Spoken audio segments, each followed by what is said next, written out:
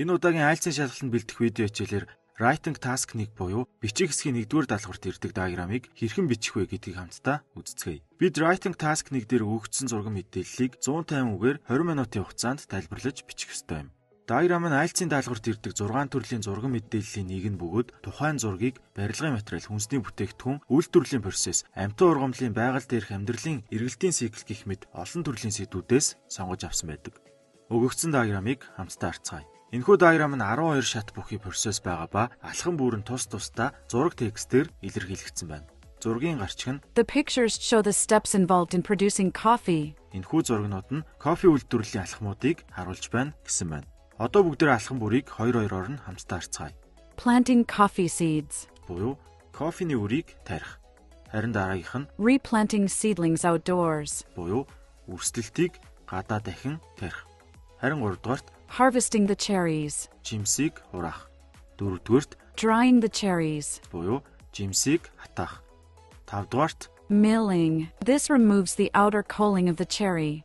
бутлалт. Энэ нь жимсний гадна бүрхүүлийг хуулна. 6-дугаарт Packing and transporting the green coffee. буюу ногоон кофег савлах, тээвэрлэх. Ингээд эхний 6 алхмыг бид харлаа. Дараагийн шатанд ногоон кофег тээвэрлэж хүлээж авсан газар нь үргэлжлүүлэн боловсруулалтыг хийн. 7-дугаарт Roasting. This transforms green coffee into aromatic brown beans. хууралт. Энэ нь ногоон кофег анхлан үнэртэй бор кофений үр болгоно. 8-дугаарт Grinding the beans. үрийг нунтаглах. 9-дүгээрт tasting. Tasting. Professional tasters check coffee for quality and taste. Амтлахаа. Мэргэжлийн амт шалгагч нар кофений чанар болон амтыг шалгана.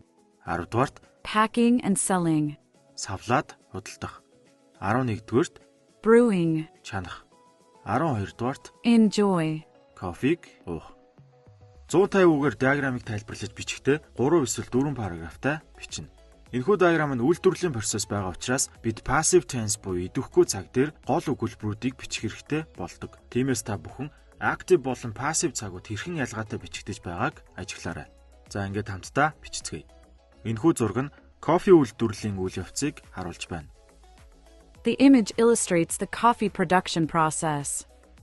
Ерөнхий төлөвийнхөө хувьд кофе үйлдвэрлэл нь 12 үе шатаас бүрдэж буй шугаман хүний гараар бүтээгддэг процесс юм. For an overall perspective, coffee production is a linear man-made process consisting of 12 steps.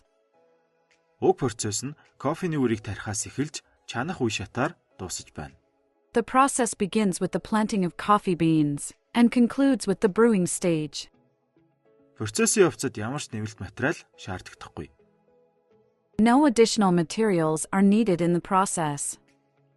Эхлээд кофений үрийг тарьж үрсэлсэн суулгацыг дараа нь гадаа талбайд шилжүүлэн суулгана.